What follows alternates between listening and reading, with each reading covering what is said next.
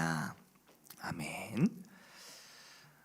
여러분은 지난 한 주 어떻게 지내셨습니까? 가정에서, 직장에서 지난주 말씀대로 이웃을 차별하지 않고 잘 대하셨습니까?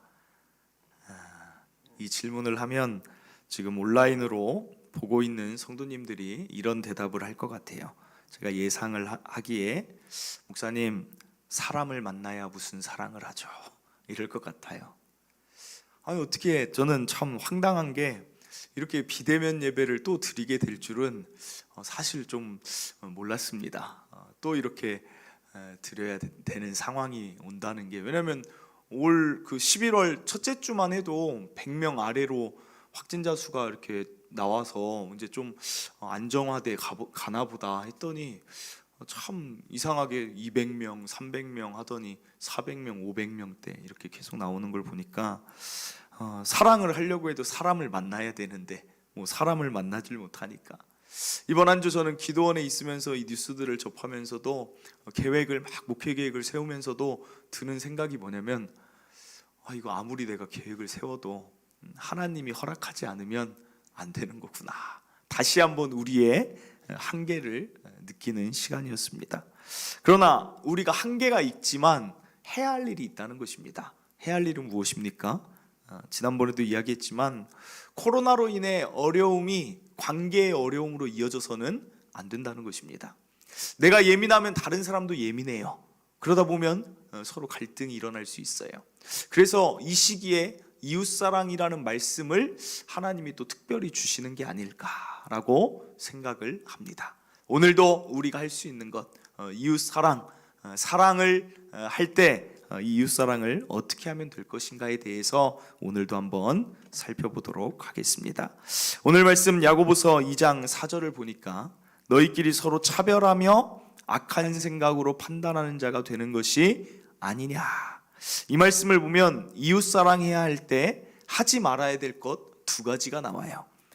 지난주에 하나 살펴본 차별하여 대하지 말라, 그리고 오늘 보면 악한 생각으로 판단하지 말라. 악한 생각으로 판단하니까 차별이 되기도 하고 두 개가 섞여 있기도 하지만 이 초대교회의 그 배경을 보니까 두 개가 조금 나눠져 있는 현상들이 있습니다. 오늘 그것을 살펴보도록 하겠습니다. 우리는 사람을 보면 판단을 합니다. 왜냐하면 판단을 해야 이 사람이 나한테 사기를 치는지, 나를 때리러 오는 것인지, 위협하는지를 알아야 내가 거기에 맞게 멀리하든 피하든 대처를 하기 때문에 사람에 대한 판단은 당연히 해야 됩니다. 판단하는 것 자체는 나쁜 게 아닌데 오늘 성경에서 그래서 뭐라고 얘기하냐면 악한 생각으로 판단하지 말라라고 해요. 우리가 우리를 보호하기 위해 생각하고 판단하는 것은 할 수 있으나 악한 생각의 판단, 그럼 그 악한 생각의 판단은 무엇일까요? 초대교회 당시 배경으로 보면 교회마다 있는 문제가 무엇이냐면 신분과 계급의 문제가 있었어요. 오늘날과 이게 조금 다른 점입니다. 그때는 유대인들, 로마인, 헬라인, 그리고 여러 사람들만 있는 게 아니라 로마 시민 가운데에도 높은 직급에 있는 사람, 그리고 그냥 일반 평민, 그리고 노예와 종이 있었다는 거예요. 교회 안에 그 사람들이 다 모여 있습니다. 그러니까 어떻게 했습니까? 교회 안에서는 신앙은, 믿음은 세상과 관계가 없습니다. 예를 들어 화성시 공무원이 높은 계급의 5급 공무원이 우리 교회에 왔다고 해서 9급 공무원보다 교회에 9급 공무원이 있다고 5급 공무원이 교회에서도 뭔가의 높은 리더의 자리를 맡는 게 아니라는 거예요. 신앙은 신분하고 계급하고 관계가 없습니다. 그런데 초대교회는 차이가 좀 너무 큰 거예요. 집에서는 내가 주인인데 집에서는 저 사람이 내 말을 듣는 노예인데 교회를 갔더니 노예가 나를 가르쳐야 되는 위치에 있는 거예요. 노예가 나보다 하나님을 일찍 알았고 예수님을 일찍 만났고 성경을 더 많이 알아요. 그래서 신앙이 확실히 있어요.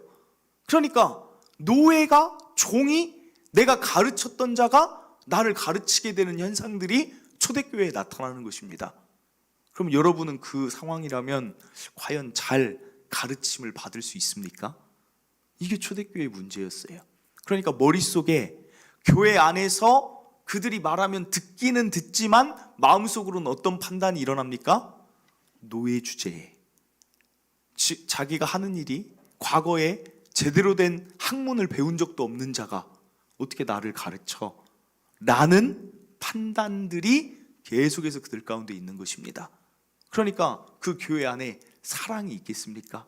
서로 판단하고 저 사람은 자격이 없어라고 얘기하는 그 시선들 가운데 사랑이 있을 수가 없다는 것입니다. 우리 교회가 후원하는 기관 가운데 러브 더 월드라는 단체를 후원하고 있어요. 이 단체는 뭐 하는 단체냐? 미혼모들을 후원하는 단체예요. 미혼모로 산다는 거 쉽지 않습니다. 혼자 아이를 키우는 것도 쉽지 않은데 미혼모라는 타이틀까지 있고 경제적으로 당장 살아가기가 어렵습니다. 그래서 이 단체는 그들의 마음과 육신과 경제적인 필요를 이렇게 채워주는 그런 단체예요. 미혼모가 살 수 있는 장소도 알아봐주고 또 뭐 분유나 기저귀도 해주고 일자리도 좀 마련해줘서 연결해줘서 자립해서 아이를 키울 수 있게 해주는 단체입니다. 그런데 이 단체의 대표인 박대원 목사님이 작년에 이제 설교하면서부터 우리가 후원하게 됐는데, 제가 그 목사님께 이제 당회실에 이제 목양실에서 오셨길래 물어봤어요. 목사님, 교회들이 후원을 많이 하죠? 그렇게 물어봤더니 그 목사님이 손가락을 갑자기 이렇게 펴더니 한 10개? 10개 미만 되는 것 같아요. 그렇게 얘기를 하는 거예요. 이 단체가 있은 지가 꽤 됐어요. 그런데도 10개 미만이라는 얘기를 듣고 제가 좀 의아했어요. 그랬더니 이제 목사님이 하시는 말씀이 뭐냐면, 이제 후원하는 초기에 재정이 이제 너무 많이 필요하니까 이분도 목사님이니까 교회들을 좀 찾아갔대요. 아는 그 목사님들에게 찾아가서 후원을 좀 해달라고 얘기를 했더니 그 목사님들이 이런 답변을 했대요. 굉장히 부정적인 답변인데, 미혼모들이 젊었을 때 자기 정욕대로 살다가, 나쁘게 말하면 자기 몸 관리 잘 못하다가 어떻게 하다 임신한 거 아니냐. 교인들한테 자기 정욕대로 살아온 그런 죄가 많은 자들을 우리가 후원합시다 라고 하기가 좀 민망해서 우리는 못하겠다, 이런 답변들이 돌아왔다는 거예요. 그냥 후원을 못하겠다, 미안하다, 사정이 안 좋다라고만 하면 되는데 이 얘기들을 하니까 이 목사님이 그것이 좀 듣기가 거북했다는 것입니다. 오해는 하지 마세요. 한국교회 목사님들의 의견은 아닙니다. 그 만났던 몇몇 목사님들이 그런 얘기를 조금 해서 교회로는 후원하러 안 갔다는 거예요. 이렇게 말하는 목사님들의 생각이 뭐냐면 이게 악한 생각의 판단인 거예요. 지금 미혼모라는 그 상황을, 현재의 모습을 보고 과거를 그냥 마음대로 판단해 버리는 것입니다. 왜 마음대로 판단이라고 이야기를 드리냐면, 이 박대원 목사님도 미혼모들을 만나기 전에는 약간의 그런 생각이 있었대요. 그런데 좀 왕년에 많이 놀고 좀 이런 생각이 약간은 있었는데 만나서 얘기를 들어보니까 다 그런 게 아니라는 거예요. 어떤 사람은 정말 둘이, 남자 여자가 사랑했는데, 사랑을 결혼까지 약속을 했는데 당장 아이가 생기니까 그냥 자신이 없으니까 떠나가 버린 그런 남자가 있어서 혼자 미혼모 된 여인도 있고, 또 어떤 사람은 이제 술자리에 갔다가 술이 많이 취했는데 어떻게 하다 보니까 그렇게 된, 이미 그렇게 산 사람이 아니라는 거예요. 살아가다가 어떤 밤에 그 실수로 인하여 아이가 생긴 사람도 있는 것이고, 또 어떤 사람은 정말 가슴 아픈 것은 범죄로 인하여서 성폭행 당해서 내 몸에 원치 않는 아이가 생겼지만 생명이기 때문에 이건 또 지울 수가 없고, 그래서 미혼모로 선택한 사람들도 있다는 것입니다. 무슨 말입니까? 우리가 지금 현재의 그 사람의 모습을 보고 과거를 그냥 이럴 것이다라고 한쪽에 치우쳐서 판단할 수 없다는 거예요. 이것을 뭐라고 하냐? 선입견이라고 그래요. 편견이라고 합니다. 인터넷에 이런 글을 봤어요. 어떤 사람이 이런 얘기를 씁니다. 어떤 문장을 썼냐면, 내 아내가 결혼 전에 빚이 있었는데 그걸 나한테 말하지 않았습니다 라고 썼어요. 그러면서 글을 좀 어느 정도 쓱 썼더니 사람들이 거기에 대해서 막 이야기를 해요. 결혼 전에 빚이 있다라는 것은 얼마나 자기 거 놀 건 다 놀고 막 이런 식으로 막 글을 써요. 그런데 나중에 알고 보니까 그 여자가 결혼 전에 빚이 왜 있었냐, 남편한테 왜 말하지 못했느냐, 아버지가 결혼 전에 갑자기 아프셔서 수술비를 내다 보니까 보험이 또 청구가 안 되는 그런 병이어서 카드로 이렇게 긁었는데 수천만 원이 나온 거예요. 그러니까 그걸 남편한테 말하기도 또 애매하고 하다 보니까 자기 혼자 갚으려고 하다 보니까 너무 벅차서 이제서야 얘기를 한 거라는 거예요. 그러니까 이게 무슨 말입니까? 우리도 모르게 우리 안에 어떤 상황을 딱 보고 그냥 미리 판단해 버린다는 거예요. 과거에 그랬겠지, 과거에 뭐 과소비를 했겠지 라고 쉽게 판단하는 경우가 많다라는 것입니다. 제가 종종 이야기하는 것, 고등학교 때 학교 끝나고 친구들하고 지하보도 이렇게 가다 보면 꼭 국어라는 사람이 있었어요. 그러면 어떤 친구들인지 두 갈래로 나뉘어져요. 어떤 친구들은 야 절대 주지 마. 어떤 친구들은 버스비하고 남은 200원이라도 그냥 툭 던져주는 친구들이 있어요. 그러면 절대 주지 마라고 하는 그 친구들은 왜 주지 말라고 합니까? 그 머릿속에 이미 판단이 다 되는 거예요. 얘기를 들어보면 야 너는 왜 안 주냐? 라고 하면 뭐라고 합니까? 이렇게 얘기하죠. 저 사람 쇼하는 거다. 저 사람 충분히 일할 수 있는데 게을러서 저런 거다. 저 사람 도와주다 보면 버릇 나빠져서 계속 저렇게밖에 못 산다. 주는 사람들은 뭐예요? 야 저 사람 혹시 뭐 장애가 있나? 저 사람 어디에서 이렇게 일할 데가 전혀 없으니까 저거라도 하는가? 밥은 먹었나? 완전히 갈린다는 거예요. 세상에 만약에 이 이야기를 가지고 나가면 여러 양갈래로 나뉘어서 줘야 된다, 주지 말아야 된다 토론이 일어날 것입니다. 그럼 여러분은 이런 사람들을 만났을 때 어떻게 하셨습니까? 지금까지 이게 맞다 저게 맞다를 떠나서 우리 안에 가진 그 생각이 정말 맞느냐를 오늘 점검해 보자는 거예요. 성경에 보면 이와 비슷한 사건이 나옵니다. 마태복음에 보면 가늠하다 현장에서 붙잡힌 여자가 나와요.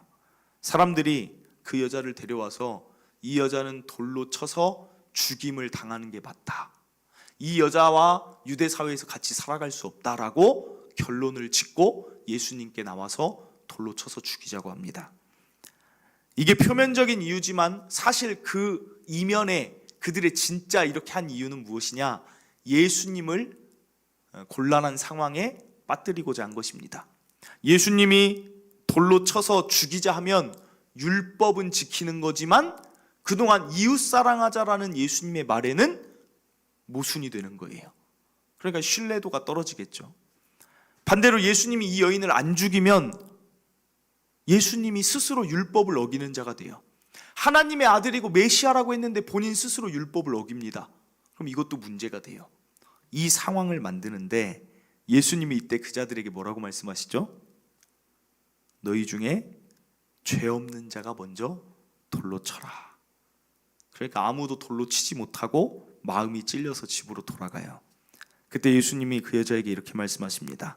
요한복음 8장 10절에 예수께서 일어나사 여자 외에 아무도 없는 것을 보시고 이르시되 여자여 너를 고발하던 그들이 어디 있느냐? 너를 정죄한 자가 없느냐라고 물어봐요. 정죄가 무엇이냐면 죄에 대한 판단을 얘기해요. 너의 죄에 대해 판단을 했던 자가 지금 주변에 있느냐 없느냐 라고 이스라엘 사람들을 정죄한 자라고 얘기를 하십니다.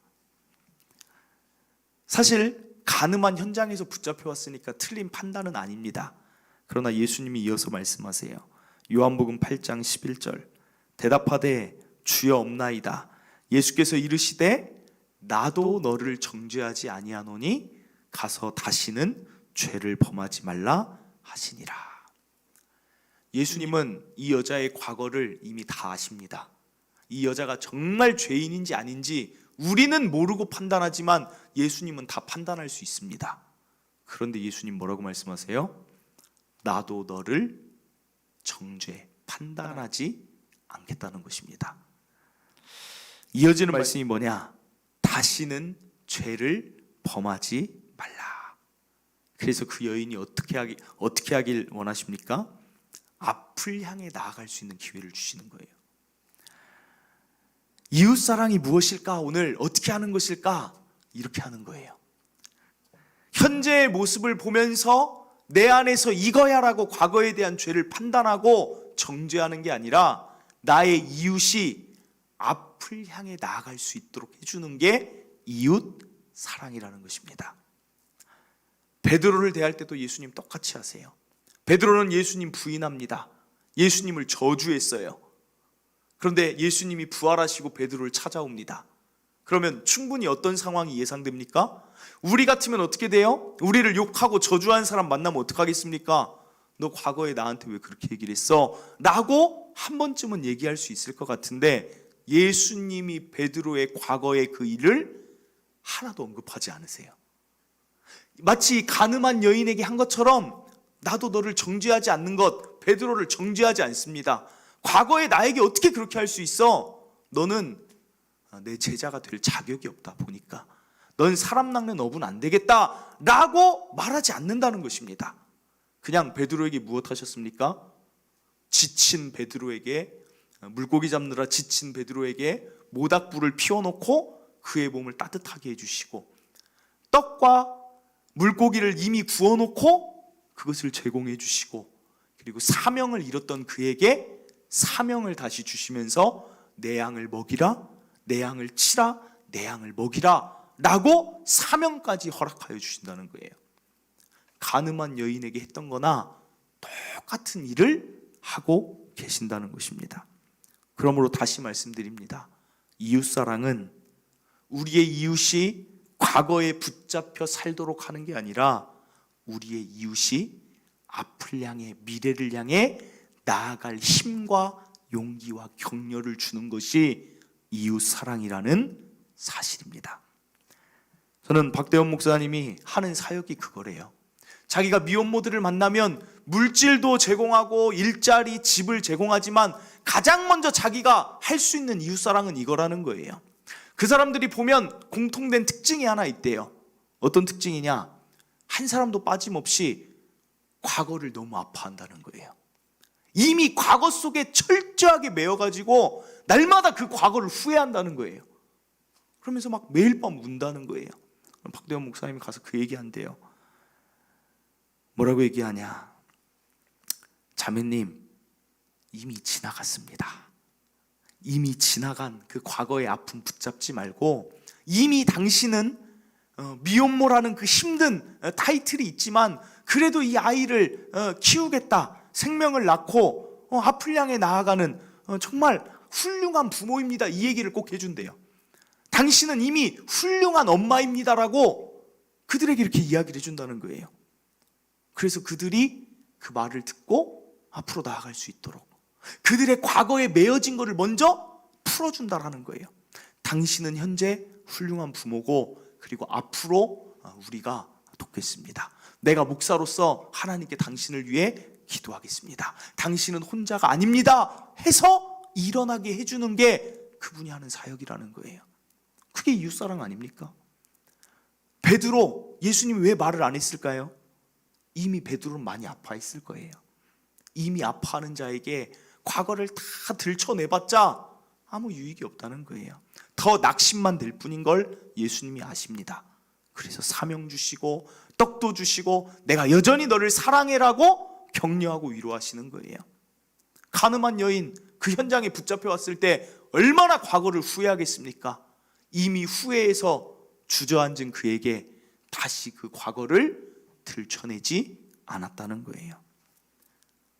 사랑하는 성도 여러분, 저는 저와 여러분이 이것하며 살아가셨으면 좋겠어요.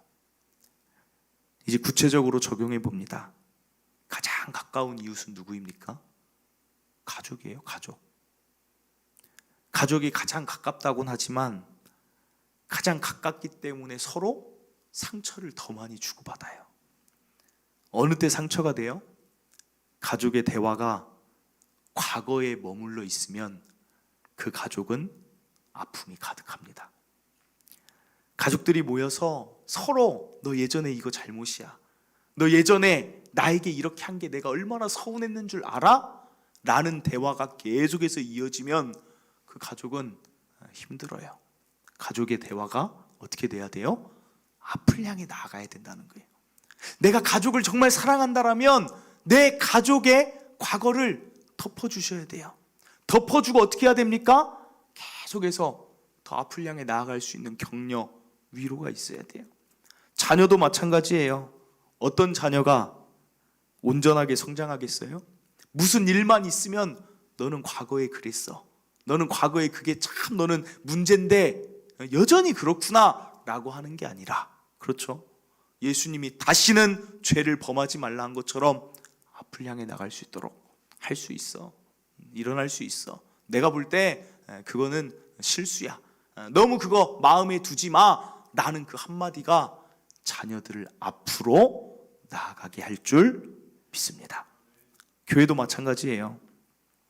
가끔 교회 안에서 궁금한 게 있어요. 무엇이냐면 어떤 사람은 교회 다니면서 특별히 큰 불만이 없이 잘 다녀요. 근데 어떤 사람은 교회에만 있으면 불만이 참 많아요. 근데 그 불만이 많은 사람은 교회를 옮겨도 또 불만이 많아서 또 옮겨요. 무슨 차이예요? 바로 오늘 이 차이예요. 이 차이. 교회 사랑한다. 교회 사랑 어떻게 하는 것입니까? 여러분, 이 같은 원리예요. 지난번에 성도들이 그 얘기를 해요. 다니엘 기도회 때 그 19일 차에 왔던 그 목사님 그 말씀을 들으면서 교회 사랑해야지 그런 마음을 많이 가졌대요. 그럼 교회 사랑 어떻게 하는 것입니까? 교회 사랑은 곧 성도들을 사랑하는 거예요. 교회가 성도들의 몸이니까.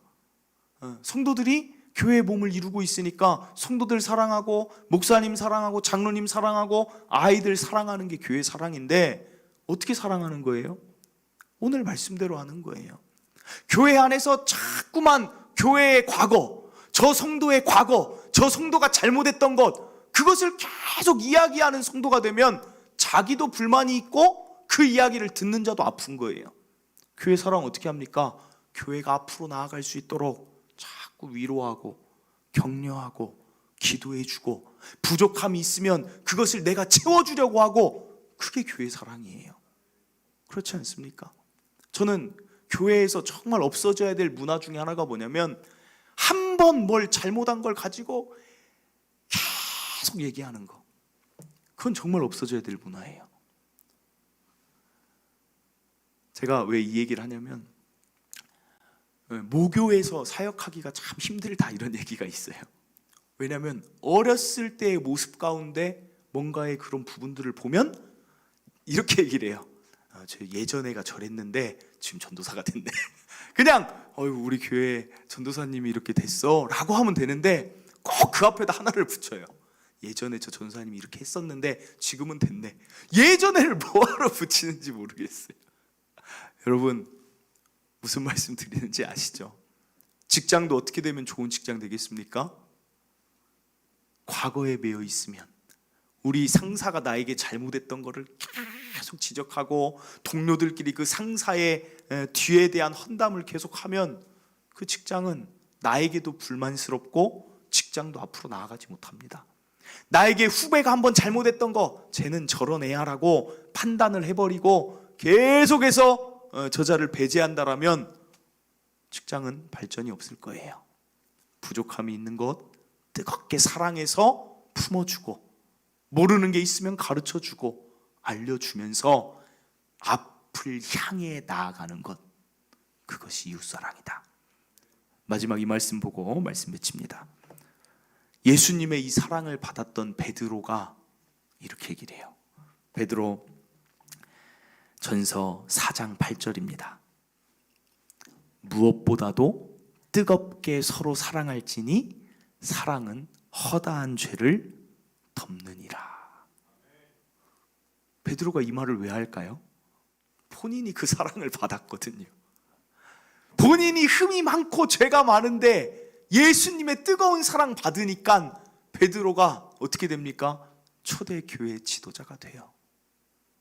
저와 여러분이 할 일은 이것이라는 것입니다. 말씀을 맺습니다.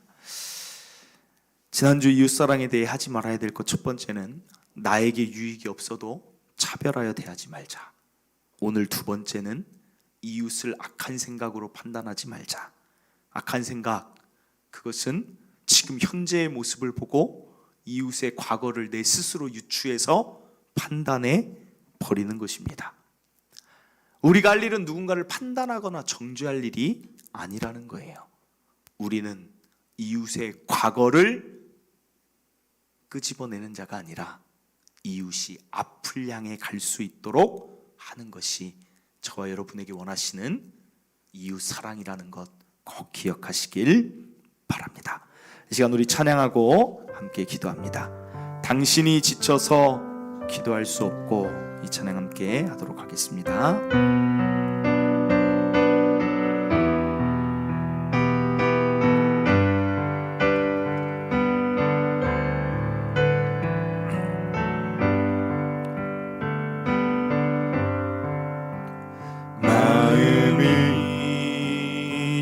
지쳐서 기도할 수 없고 눈물이 빗물처럼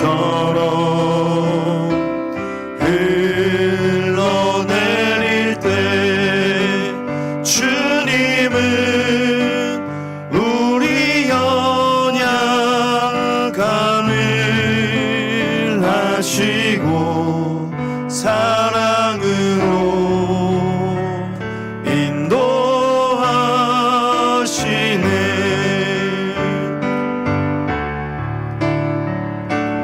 누군가 널 위하여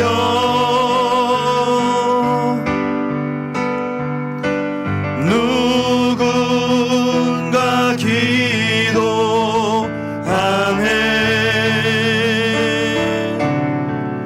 내가 홀로 외로워서 마음이 무너질 때 누군가 널 위해 기도하네. 누군가 널 위하여 누군가 널 위하여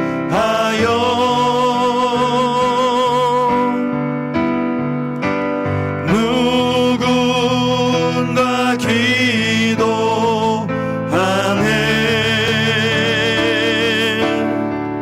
내가 홀로 외로워서 마음이 무너질 때 누군가 널 위해 기도하네.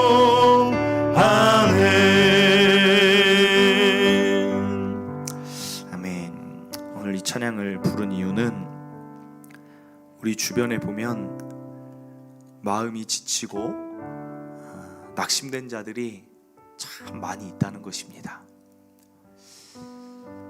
그 자들을 위해 우리가 할 수 있는 일은 무엇입니까? 너는 마음이 지칠만해.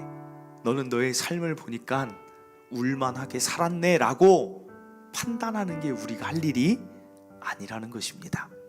마음이 지치고 괴로운 자가 있으면 우리가 그들을 위해 기도해 주는 것이고, 우리가 넘어진 그들을 손 잡아주고 일어나게 해서 앞을 향해 나아가게 해주는 게 저와 여러분이 해야 될 일인 줄 기억하시길 바랍니다. 저와 여러분이 할 일은 단순한 거예요. 판단은 멈추시고 앞을 향한 이웃을 일으켜주는 것, 그것만 하시기를 바랍니다. 하나님은, 예수님은 우리가 이 세상의 빛과 소금이라고 하는데, 빛과 소금이 어떻게 하는 것이냐? 제가 생각할 때는 이 일을 할 때 빛과 소금이 될 것 같아요. 맛을 내지 못하는 그들에게 우리가 가서 맛을 내줄 수 있게 하고, 완전히 빛을 잃어서 낙심한 그들에게 우리가 찾아가면 우리가 그들을 손잡아 줌으로 인하여서 그곳에 빛이 있는, 그게 저와 여러분이 사랑을 통하여서 할 수 있는 빛과 소금이 되는 것인 줄 믿습니다. 그러므로 오늘 이 시간 혹시라도 이웃에 대한 판단이 많았다라면 하나님 이제는 과거에 대한 판단, 그자에 대한 판단, 그것은 그냥 멈추고 그자 사랑하는 일, 그자의 부족함 채워주는 일, 따뜻하게 격려하는 일, 따뜻하게 위로하는 일, 그것만 하겠습니다. 예수님처럼 하겠습니다. 이 기도 우리 주여 한번 외치고 기도하도록 하겠습니다. 주여, 하나님, 우리 안에는 이웃에 대한 판단이 너무나도 많이 있음을 솔직하게 고백합니다. 하나님, 누군가의 잘못을 보면 하나님 자꾸만 우리는 그것을 이야기하고 싶어합니다. 자꾸만 그것을 끄집어내고 싶어합니다. 자꾸만 더 그것을 이야기함으로 이웃을 더 힘 빠지게 할 경우가 참 많이 있습니다. 그냥 격려해주고 박수 쳐주고 잘한다고 얘기해주면 될 것인데 자꾸만 너는 이것이 문제다, 너는 이것이 잘못이다, 너는 그때 그것을 하지 말았어야 된다. 하나님, 과거에 붙잡혀 있는 우리의 대화가 있다라면, 우리의 의견이 있다라면, 우리의 생각이 있다라면 이제는 바꿔지게 하여 주시옵소서. 가장 가까운 이웃인 우리 가족에게 하나님, 내가 찌르는 말을 하고 있습니까? 과거의 아픔을 자꾸만 끄집어내고 있다라면 이제는 오늘 말씀을 계기로 하나님, 우리 가족이 앞을 향해 나아갈 수 있는 이야기만 내 입술에 가득하게 하여 주시옵소서. 직장에서 내가 만나는 사람, 특별히 교회에서도 역시 마찬가지입니다.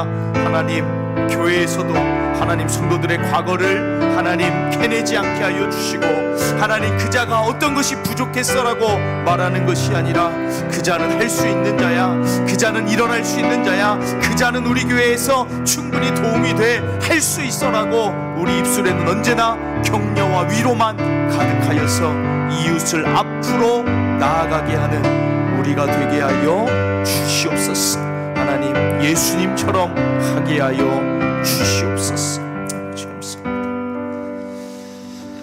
하나님, 오늘 우리에게 이웃사랑이 어떻게 하는 것인지 또 가르쳐 주시니 감사합니다. 오늘 예수님이 하신 일을 떠올립니다. 가늠한 여인, 사람들은 그 여인 잘못됐다라고 그렇게 정죄하고 판단하고 돌로 쳐서 죽여야 됩니다라고 말합니다.